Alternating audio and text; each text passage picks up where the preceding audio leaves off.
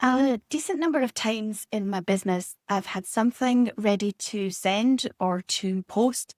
It was just a matter of hitting the button. Everything was decided, it was ready, it was on time, it was a good call, and all those sorts of things. But underneath all of it, there was a small, steady reluctance that just wouldn't shift. I would think, well, I'll wait until tomorrow because fewer people will be online now, or just need to check what I've said there, or that thing that I've signed up for next week might give me more information that'll make it stronger. So maybe I should wait till then. There was always an argument that could be made. I mean, we're told that if it's not a hell yes, it's a hell no, right? Or we're told not to procrastinate. We need to go for progress over perfection. I mean, who knows sometimes, right? Well, you do. And that's my point. So in a change to the originally planned for today upload about Emerald and Lime, which we will talk about in due course, let's talk about moments of decision where you could argue for either way and how to know what to do to decide. You've probably had your own version or versions of this. The plan says one thing, then something inside you says another, and you go looking for which one is right. Maybe you go back and forth on a decision for days, weighing one thing against another, or maybe you push ahead on the logical side and spend your next week trying to talk yourself out of the doubts that you still have.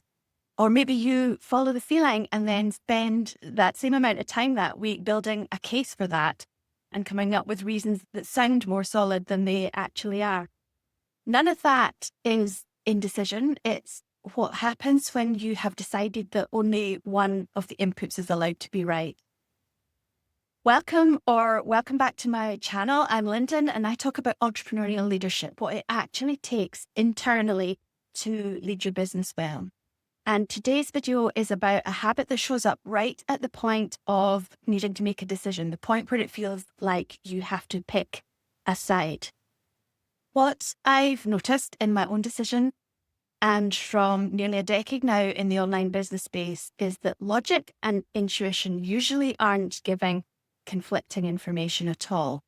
But somewhere along the line, we've picked up that only one of them is allowed to be right, and that we individually have a preference to operate from one side or the other, so that the moment they don't agree, it reads as a problem to solve, rather than two bits of information doing exactly what they're meant to do, which is give you a more well-rounded picture.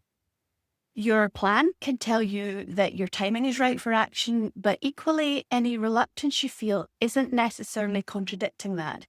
It's more information that's flagging something that maybe your plan couldn't see, something to do with your capacity at that time, or something else that just doesn't live on a spreadsheet. And once I stopped asking myself which one was correct and started asking, well, what is each input, if you like, trying to tell me?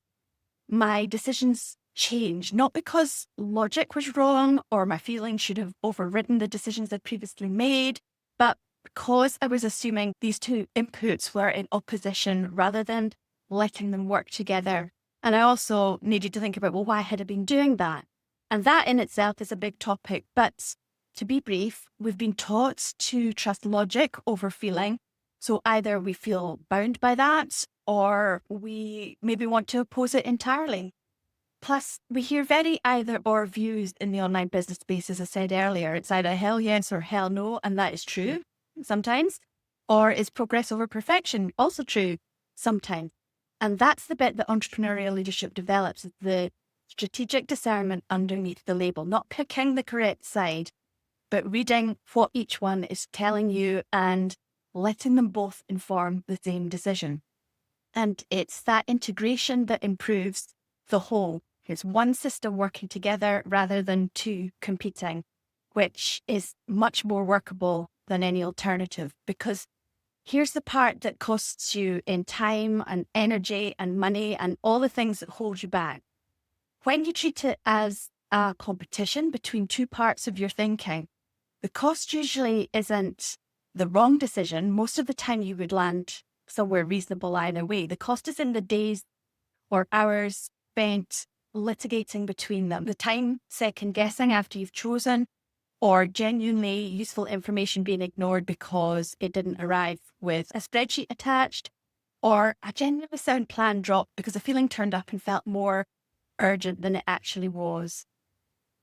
So when you stop needing one of them to be wrong, a decision stops taking days. You can look at what the numbers are telling you and what you're feeling and hold both without needing to declare one of them winning over the other.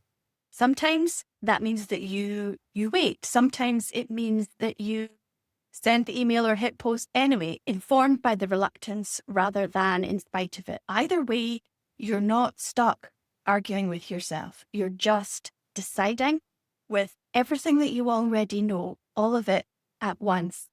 And it's a much smoother process, both logically and for how you feel. So the two things, what's on paper and how it feels, aren't meant to be in competition.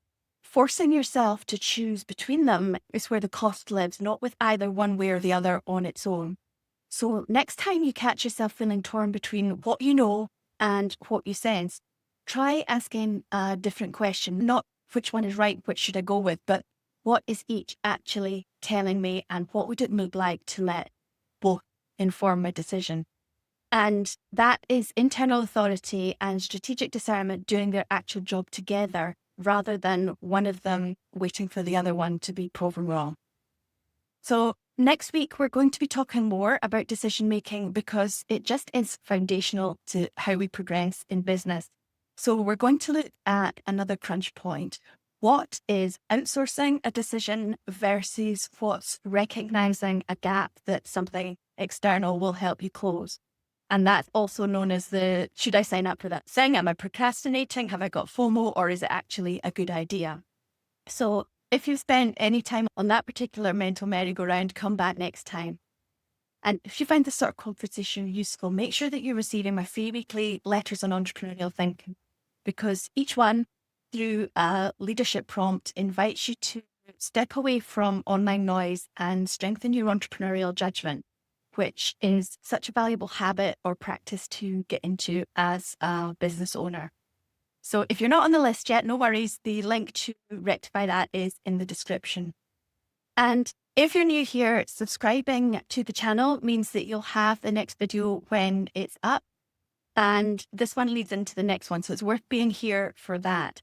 And leave me a like on the way out the door because that helps the video reach other business owners. And thank you so much if you choose to do that. I'll see you next week. Bye for now.